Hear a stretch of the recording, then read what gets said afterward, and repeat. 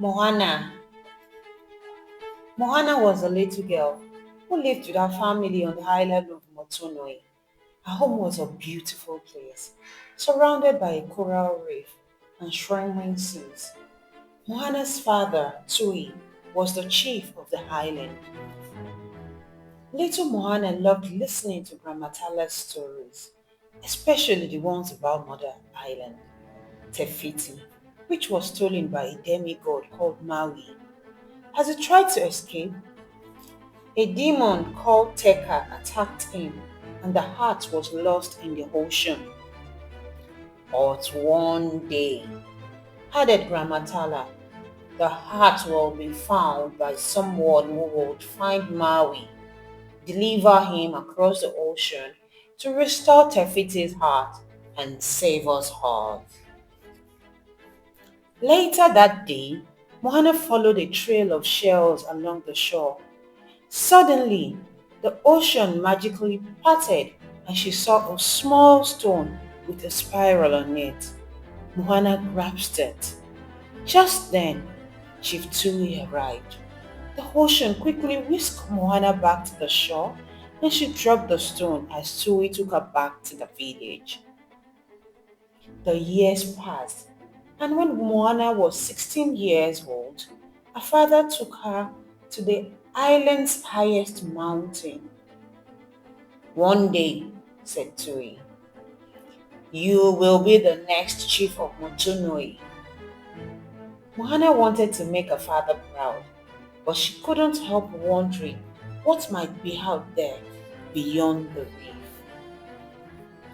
Later, Moana saw Grandma, who took her to a secret cave. Inside, Moana gasped in amazement.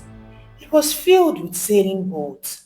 The boat belonged to our ancestors. They had been voyagers. Ramatala told Moana the great darkness made the ocean too dangerous to sail. So, our ancestors forbid voyaging. She then revealed the same spiral stone Moana had dropped all those years ago and told Moana she had to find Maui and restore the heart of Tefiti. A little while later, Gramatala's son became very sick. With the last of her strength, she whispered to Moana, go. Moana sailed past the reef, but a storm rose up. Wham! A wave crashed on top of her and everything went black. When Moana finally woke up, she was on a strange island. Moana heard someone approaching. It was Maui. She wanted him to come with her to restore Tefiti's heart, but Maui refused. He wanted to find his magical fish hook. The hook gave him the power to shapeshift into different animals. Maui threw Moana into a dark cave and took her boat to search for his hook. Moana escaped from the cave and dived into the sea, just as Maui set sail. Suddenly, the ocean pulled Moana through the water and put her back on the boat. You will give back the heart, Moana said in her bravest voice, but Maui still refused to help her. As Moana and Maui argued, they were attacked by Kakamura, little creatures dressed in coconut armor. They escaped and Maui finally agreed to go with her, but still insisted he would need his hook. Maui knew Tamatwa, a giant crab, collected treasures, had the hook and that he lived in the realm of monsters, Lalutai. The next morning, they reached Lalutai and entered the monster's realm. The two found themselves in a dark cavern when Moana saw the hook and Tatamura. Thinking quickly, Moana threw the shiny heart of Tefiti towards Tamatwa, who scrambled to grab it. Then Moana opened her hand to reveal the real heart. The giant crab had been tricked. Maui grabbed the hook and he and Moana escaped from Lalutai. Using his hook, Maui transformed himself into a hawk and the pair traveled to Tefiti. As they approached the island, Teka appeared and knocked Maui from the sky. Moana caught Maui as Teka's fist slammed downwards to crush their boat. At the last second, Maui raised his hook to block Teka's fist. A huge tidal wave swept Moana, Maui, and the boat far away from Tefiti. Moana wanted to go back, but Maui's hook was badly damaged. "Without my hook, I am nothing," said Maui, before turning back into a hawk and flying away.